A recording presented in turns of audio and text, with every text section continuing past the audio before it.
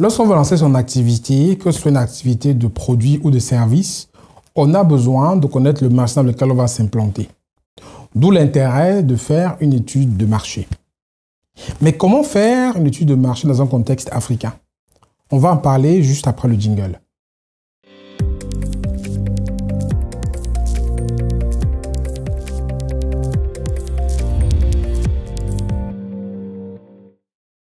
Bonjour, je suis Franck Kenyé. Nous sommes un séminaire riche en Afrique. L'étude de marché est une étape, à mon avis, fondamentale pour pouvoir lancer une activité ou un business qui va fonctionner. Parce qu'on ne peut pas lancer une activité si on ne connaît pas le marché dans lequel on va évoluer.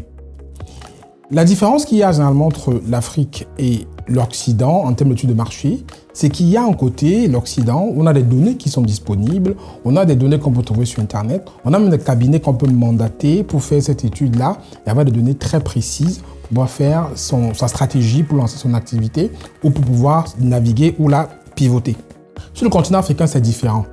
Le business est informel pour la majorité des cas et il y a très peu de données qui remontent du terrain, qui sont précises, qui permettent de bien apprécier des marchés. D'où il y a souvent certaines personnes qui viennent me voir et me donnent des données sur un domaine en Afrique qui sont complètement fausses parce qu'ils sont basés sur des données qui sont copiées sur Internet. Donc dans les minutes qui vont suivre, je vais vous dévoiler en fait quelques méthodes, quelques secrets, quelques astuces que j'applique, que je vous recommande d'appliquer pour pouvoir lancer votre activité en Afrique. Mais ce qu'on va voir dans cette vidéo, ce n'est qu'un petit aperçu, un petit goût de ce que vous aurez à la conférence du 11 septembre 2021 que j'organisais sur Paris, la conférence Business, où je parlerai de ces éléments comme études de marché dans le contexte africain, d'autres éléments aussi comme comment lancer son activité et le piloter à distance, et plein d'autres éléments qui seront importants pour vous qui voulez vous lancer en Afrique et lancer votre business et réussir. Dans cette conférence, vous pouvez prendre votre place en cliquant sur le lien qui est en dessous et on va s'y retrouver pour parler de tous ces thèmes business autour du business sur le continent africain. Donc je vous y attends le 11 septembre, les places sont limitées, prenez la vôtre juste en dessous. Et bien entendu, les groupes Telegram sont toujours ouverts, vous pouvez y adhérer pour pouvoir me parler en direct et échanger avec moi sur les sujets qui vous tiennent à cœur. Sans compter bien entendu toujours les multiples cadeaux qui sont les vôtres, que vous trouvez aussi en description de la vidéo.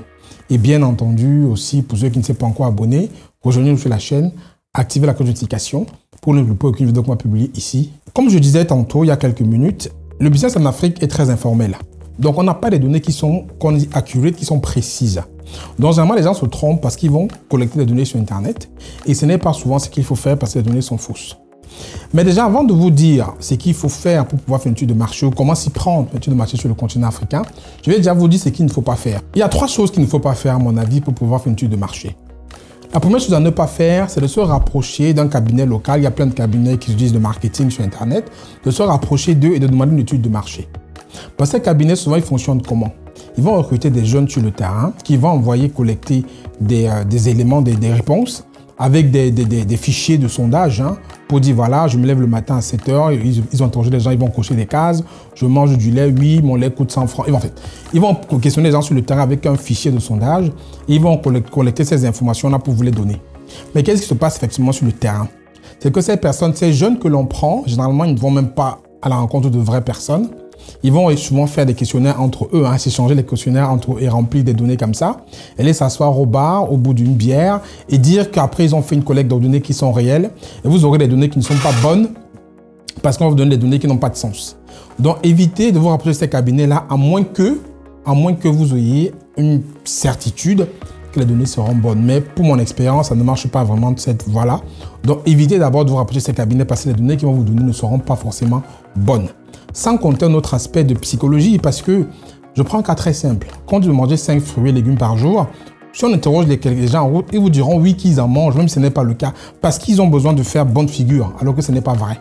Donc, questionnez les gens en route, surtout en Afrique, ne vous donnera pas des bons éléments pour pouvoir lancer votre business. Donc, premier élément, évitez ces cabinets de sondage. Deuxième élément, il faut éviter de passer par des instituts de statistiques locales ou par des personnes qui vont vous vendre des données qu'ils auront collectées sur le terrain, comme ce cabinet-là. Parce que les instituts locaux, ce qui est local en fait, ils ont souvent des données qui sont souvent, comment on dit, antidatées, qui datent de très loin en fait.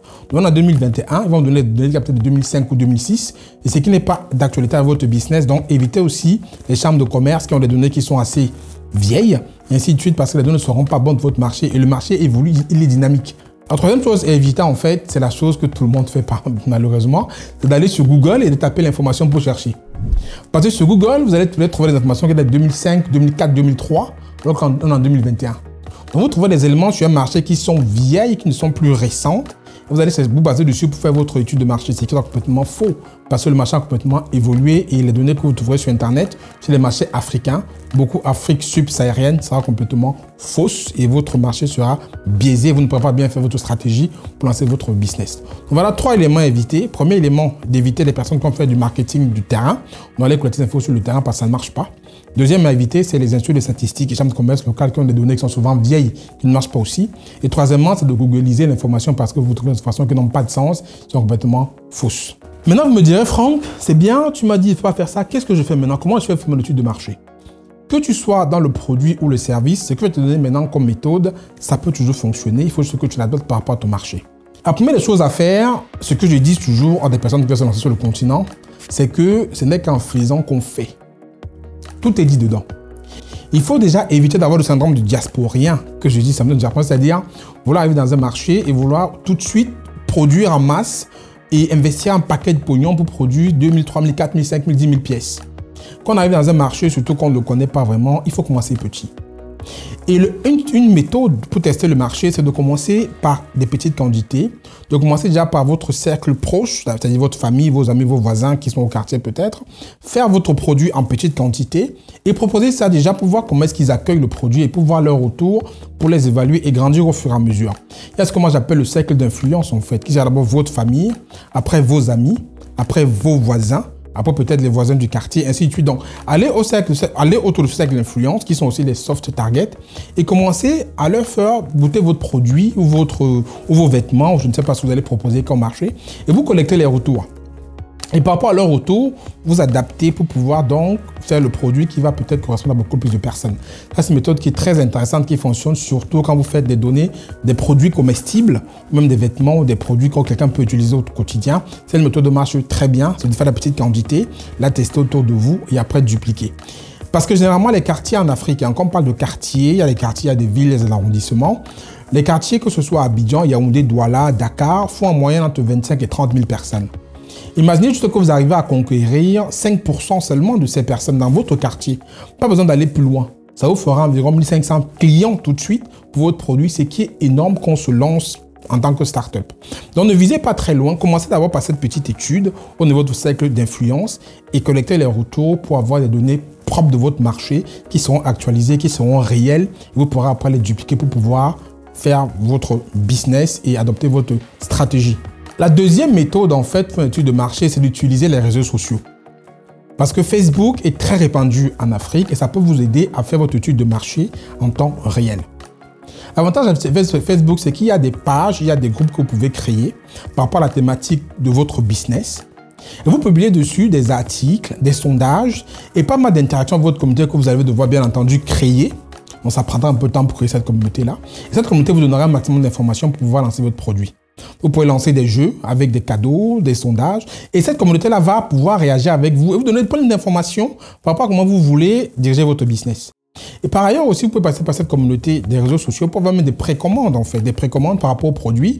Donc, vous pouvez poser des questions sur votre produit et dire voilà, si j'adapte tout ça, j'adapte ceci. Est-ce que vous êtes peut-être prêt à préacheter ça, à précommander, pardon, pour que je puisse produire. Donc, deuxième méthode, utiliser les réseaux sociaux, les pages, les groupes WhatsApp, Facebook, qui vous permettront de pouvoir commencer à avoir les bonnes données par rapport à votre cible. Je prends un exemple très simple.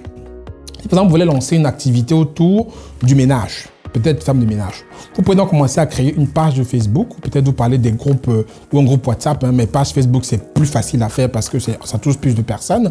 Vous commencez à parler peut-être des services à la personne. Vous parlez des difficultés que les personnes rencontrent avec les femmes de ménage qu'ils ont sur place. Peut-être les femmes de ménage sont absentes, elles sont peut-être pas sérieuses, elles sont pas qualifiées. Vous prenez des articles comme ça, forcément les gens viendront commencer à commenter, qui s'intéressent à ces problématiques-là, qui ont ces problèmes, viendront sur votre page, dans votre groupe, commencer à commenter, à vous suivre, parce que vous allez donner des problèmes et des solutions. Ils vont vous suivre, vous allez échanger avec elles, demander qu'est-ce qu'elles ont comme critères, vous allez commencer à poser des questions, et au bout du compte, vous aurez des personnes qui vont vous donner des bonnes informations par rapport aux problèmes qu'ils rencontrent sur le terrain. Du coup, vous pouvez donc qualifier votre prospect et définir votre produit ou votre service. Et après, dire à ces personnes-là que, par exemple, si je lance un produit ou un service, je vous propose des femmes de ménage qui sont qualifiées comme ça, qui ont tel profil, qui sont ceci, cela. Est-ce que vous allez accepter de pouvoir travailler avec elles? Et comme ça, ils vont vous répondre. Vous aurez une bonne étude de marché par rapport à votre prospect que vous aurez identifié via Facebook et les réseaux sociaux. Ça, c'est la deuxième méthode, c'est d'utiliser Facebook et les réseaux sociaux avec une méthode comme celle que je vais vous donner il y a quelques instants pour les femmes de ménage. La troisième méthode, le troisième secret, c'est de se rapprocher des personnes qui font la même activité que vous. Je ne dis pas d'aller cogner à leur porte et demander que vous voulez donner par rapport à leur business. C'est de pouvoir quadriller le terrain et de voir comment est-ce que les produits qu'ils fournissent, qu'ils vendent ou qu'ils fabriquent s'écoulent sur le marché. Ça, c'est facile à faire en fait. Vous parcourez en fait les différents points de vente qui existent en fait. Vous voyez comment les produits que vous avez identifiés s'écoulent. Donc, par exemple, si vous voulez faire de la production, je ne sais pas, de jus de fruits, vous identifiez des concurrents qui fabriquent les jus de fruits. Vous voyez dans les endroits où ils ont posé ces jus de fruits et vous voyez comment ça s'écoule. Si c'est le jus d'ananas qui sort un peu plus, c'est le jus de papaye, c'est le jus de goyave, je ne sais pas, vous commencez à enquêter sur le terrain. Vous voyez comment vos concurrents évoluent. Vous voyez comment ils livrent. Vous voyez comment vous posez les questions à ceux qui sont en train de vendre avec eux. Vous posez les questions aux consommateurs. C'est facile à faire en fait. Mais pour ça, il faut être sur le terrain et il faut avoir des personnes qui vont être capables de donner de bonnes informations. Ça, c'est la troisième méthode, c'est de se rapprocher des personnes qui font la même activité que vous pour collecter les données au plus près des clients. Ça, c'est une méthode qui marche aussi très bien. Ça permet d'avoir des données qui sont très précises, qui sont bonnes. Permettons donc d'apprécier les produits qui marchent bien. Qu'est-ce que les clients attendent? Quels sont les coûts qui sont prêts à payer pour ces produits-là? Quel est le persona qui va pouvoir acheter cette marchandise? Donc, en se rapprochant de ceux qui font déjà la même activité que vous, vous pouvez même avoir plus d'informations et voir où ils ne sont pas bons et voir où ils sont bons et voir comment vous pouvez vous différencier pour pouvoir piloter votre activité en bonne et due forme.